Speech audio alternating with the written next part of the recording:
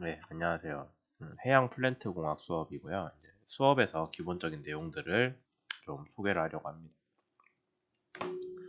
우선 우리 수업 목표는 해양 플랜트라는 것과 관련된 주제들을 배우는 건데, 우리 원래 선박해양공학과 교육과정에서는 그렇게 선박해양 플랜트 자체를 깊게 다루진 않았잖아요. 뭐 요즘 조선 산업 분야 분위기도 그렇긴 한데, 어쨌든 그래서 우리가 그동안 석유화학이라는 거를 그렇게 가르칠 일이 별로 없었어요.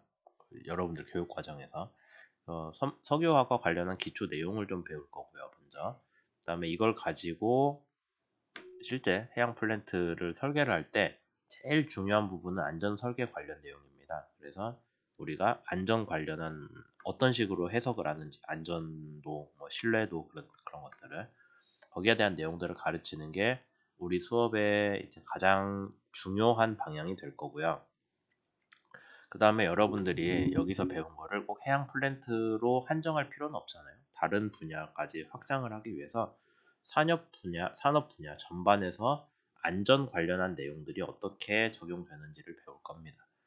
이제 여러분들이 여태까지 역학이나 아니면은 선박 설계 관련한 수업들을 들으면서는 안전 관련한 내용들을 그렇게 따로 다룰 일은 없었을 거예요. 근데 이제 여러분들이 공학을 전공하고 있으니까 실제로 공학을 통해서 만들어내는 어떤 결과물이든 프로덕트든 이게 다 사람들 활동에 사용이 돼야 공학으로 가치가 있는 거잖아요. 근데 그럼 결국에는 그 여러분들이 만들어낸 결과물들이 기능을 제대로 하는지도 중요한데 당연하죠. 하지만 안전 관련한 내용도 똑같이 중요하게 평가를 합니다. 따라서 안전 관련한 내용들을 잘 배우고 그게 다른 산업 분야에서도 일반적으로 어떤 식으로 활용되는지를 잘 알면은 아무래도 그냥 단순히 기능에만 집중하는 그런 공학적 설계보다는 훨씬 더 중요한 얘기들을 알 수가 있겠죠. 우리 수업은 기본적으로 그 강의 계획서에 나와 있지만 사이버 캠퍼스를 통해서 객관식으로 시험을 볼 거거든요. 그러다 보니까 이제 객관식이고 아직 몇 문제 낼 줄은 모르겠지만 그냥 답 하나씩 복수 정답 없이 갈 겁니다. 중간고사까지 나가는 진도는요. 해양 플랜트 설계에 적용되는 주요 공정. 아까 얘기했던 석유화학이죠.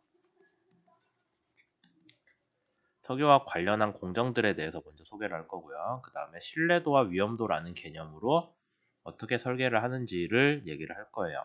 이 부분은 뭐 둘 다 여러분들이 그 선박해양공학과에서 주로 배우던 내용들은 아니긴 한데 뭐 이걸 배워서 여러분들이 어떤 그 역학 수업에서 막 무슨 방정식을 유도하고 그런 건 아니기 때문에 이제 개념만 잘 이해하면 될 것 같아요. 그걸 가지고 문제를 풀어라 그런 건 전혀 아니죠.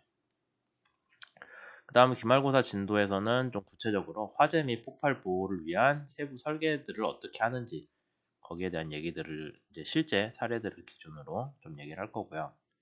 그 사실 이 내용 자체는 여러분들 교과서 순서대로예요. 그 다음에 산업 전반의 안전 관련한 내용들을 추가로 더 배울 거죠. 뭐 그렇게 해서 기말고사 내용이 나올 겁니다. 중간고사, 기말고사는 여러분들 전체 성적에서 70%를 들어갈 거고요. 객관식으로 볼 거고 사이버 캠퍼스로 비대면으로 볼 거예요. 그 다음에 기말고사 범위에서는 일부 내용은 수업 때 얘기를 하긴 했는데 산업안전기사 시험에서 기출 문제들이랑 좀 엮일 수도 있습니다. 왜냐하면 다루는 내용이 똑같기 때문에. 그 다음 여러분들한테 개인 과제를 내드릴 건데요. 개인 과제 30%짜리고 주제는 미래 해양 플랜트 산업에 대한 예상이 어떻게 될지 뭐 어떤 주제든 상관없습니다. 여기 미래 해양 플랜트 산업에 대해서 이런 기술이 실제로 실용화가 될 것이다. 아니면은 산업 분야가 이런 식으로 갈 것이다. 뭐 어떤 여러분들 의견이 뭐 산업 전반이든 세부 기술이든 아니면 우리가 배우는 안전 관련한 내용이든 아니면 우리가 무인화 관련해서 자율화 관련해서 많이 하고 있으니까 뭐 거기에 대한 얘기는 뭐든지 예상을 해가지고 거기에 대한 보고서를 쓰는데 보고서 내용이야 뭐 여러분들이 충분히 생각해서 썼다고 하면 다 괜찮은 내용일 거예요. 근데 그걸 어떤 식으로 쓰냐는 되게 중요하거든요. 여러분들이 지금까지 수업 들으면서 학교 다니면서 배웠던 뭐 아니면 해봤던 글쓰기 관련한 내용들이 있을 거예요.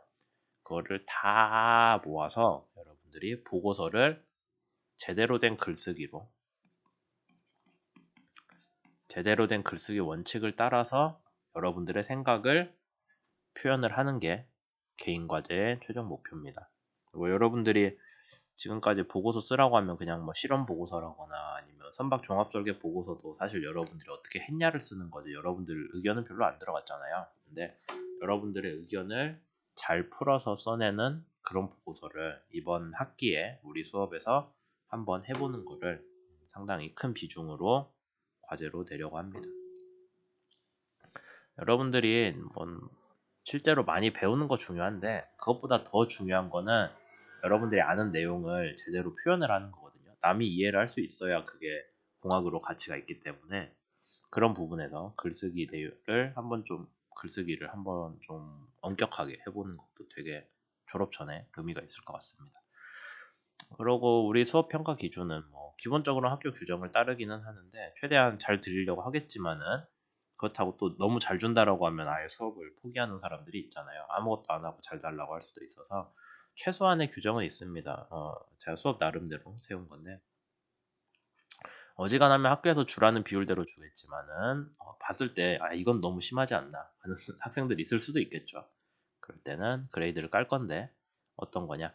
중간 기말고사 우리가 객관식으로 봅니다. 근데 객관식에서 사지선다형이거든요. 그러면 하나로만 밀어도 25점은 나와야 되잖아. 100점 만점에서. 근데 25점 이하가 나왔다면 이 사람은 뭔가 문제가 있는 거죠.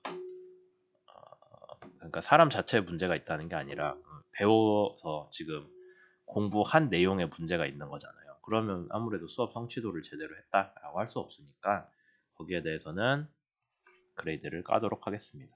찍는 것만도 못하게 성적이 나오면은 뭐 어쩔 수 없는 거죠. 그런 사람한테 성적을 잘 주는 거는 조금 다른 학생들이 봤을 때도 문제가 있는데 얘기할 거잖아요. 그 다음에 최종 보고서 낼 건데 거기에서 제가 아까 얘기했듯이 글쓰기 기준 그러니까 우리가 이 글쓰기를 통해서 여러분들이 무슨 생각을 하는지 아니면 어떤 전망을 냈는지가 크게 궁금한 건 아니에요. 되게 미래에 대한 통찰력이 훌륭하다 뭐 그럴 수는 있겠지만은 그것보다 여러분들이 생각한 내용을 얼마나 제대로 글같이 글처럼 써냈냐라는 걸 더 중요하게 볼 거거든요. 그러다 보니까 글쓰기에서 요구되는 사항들이 있을 겁니다. 뭐 간단한 것들이 있겠죠. 남의 글 그대로 베껴오지 말라거나 뭐 참고문은 제대로 쓰라거나 아니면 뭐 저기 글쓰기 규칙 같은 거 우리 맞춤법이나 뭐 문장 같은 구성들 뭐 그런 것들 위주로 볼 거예요. 상세한 기준은 나중에 따로 게시는 하겠지만은 우선은 이렇게만 알아두시면 됩니다. 그러니까 최종 보고서를 쓰라고 했는데 그게 봤을 때 이거 분량도 적고 뭐 별로 글쓰기처럼 30%짜리 글쓰기처럼 고민을 안 한 것 같은데 라고 하면은 조금 점수를 깔 수도 있겠죠. 그 다음에 최종 보고서 아예 안 내고 중간 기말고사 빵점이면 제가 평가할 근거가 없잖아요. 우리 수업은 지금 이거 3개 갖고 평가하는데 시험 2번이랑 보고서 1번 다 안 내면 F로 드릴 수밖에 없겠죠. 그 다음에 학교 규정상 수업의 4분의 1 결석하면은 F 드립니다. 우리 수업이 15주고 그 다음에 2번 수업이잖아요. 그러니까 대충 계산하면 30번 수업을 할 거고 거기에서 4분의 1 이상 결석이면은 8번이겠죠. 8번 결석을 하면은 F를 주는 게 학교 규정이기 때문에 그건 제가 어떻게 해드릴 수 없다라는 거. 그 다음에 강의 교재는 동명사라는 데서 나온 해양 플랜트 공정 및 안전설계라는 책인데 이 책 보시면은 공정보다는 안전설계 비중이 큽니다. 저도 그래서 이 책을 수업 교재로 택했고요. 안전 관련한 내용을 여러분들이 우리 교과 과정에서는 아마 처음으로 배우는 걸 거예요. 그 앞에서는 그냥 선박 설계나 역학이나 그런 거 배웠잖아요. 근데 상당히 중요한 부분이기 때문에 여러분들이 이참에 잘 배우셨으면 좋겠습니다. 그리고 비대면 수업 관련해서 모든 수업은 대면 강의 원칙이고요. 학교 규정이 그렇습니다. 근데 뭐 그렇다고 제가 여러분들이 어쩔 수 없이 비대면인 상황들인데 그때 뭐 수업 이미 했는데요라고 하는 것도 좀 문제가 있고 학교에서도 뭐 코로나든지 다른 이유로 수업을 못 듣는 학생들에 대해서 수업권을 보장해 주라고 하기 때문에 모든 진도에 대해서 그대로 녹화는 할 생각은 없어요.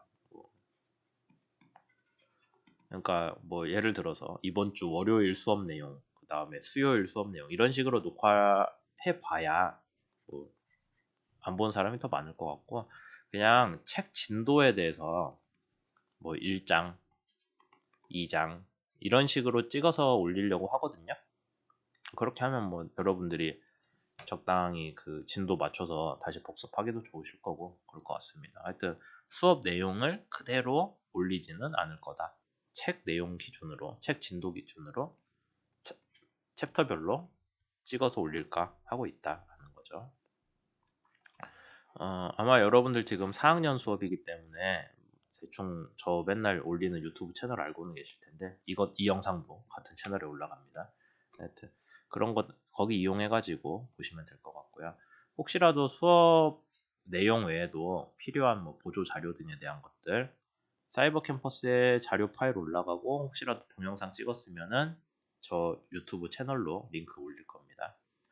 그리고 제일 마지막으로 우리 수업이 월수인데 월요일이 휴일이 이번 학기에 좀 많아요. 3번 있거든요. 그래서 그 날짜들 시간표는 그대로 12월 중순쯤에 그대로 가는 거 알고 있죠. 우리 보충 강의라고 해서. 그래서 9월 12일 시간표가 12월 8일로 간다거나 하는데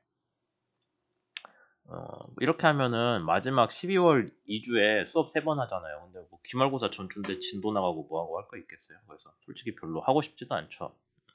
여러분들이 기말고사 전에 뭐 굳이 수업 더 듣고 싶어 하지는 않을 것 같아서 어지간하면은 보충 강의는 동영상 강의로 대신하려고 하고 있습니다. 계획이에요. 실제로 그럴지는 모르고. 동영상 강의로 대신하고 보충 강의는 가능한 안 하려고 하고 있고요. 안 하려고. 그 다음에 추가로 예비군 훈련이 제가 잡혀 있어갖고 9월 26일 월요일이거든요. 이날 수업도 녹화 수업으로 진행하려고 하고 있습니다.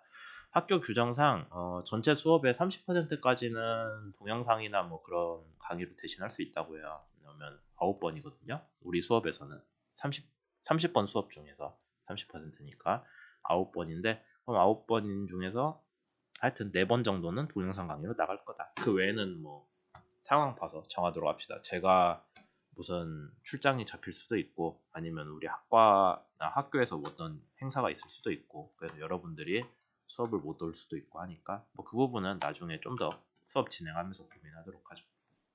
그래서 오늘 내용 정리하자면 여기 영상에서 한 내용 정리하자면은 중간 기말 볼 거다. 그 다음에 강의 교재 사서 들어오시는 게 좋겠다. 보충 강의 있다. 뭐 그 정도만 아시면 되겠습니다. 예, 그럼 여기까지 할게요.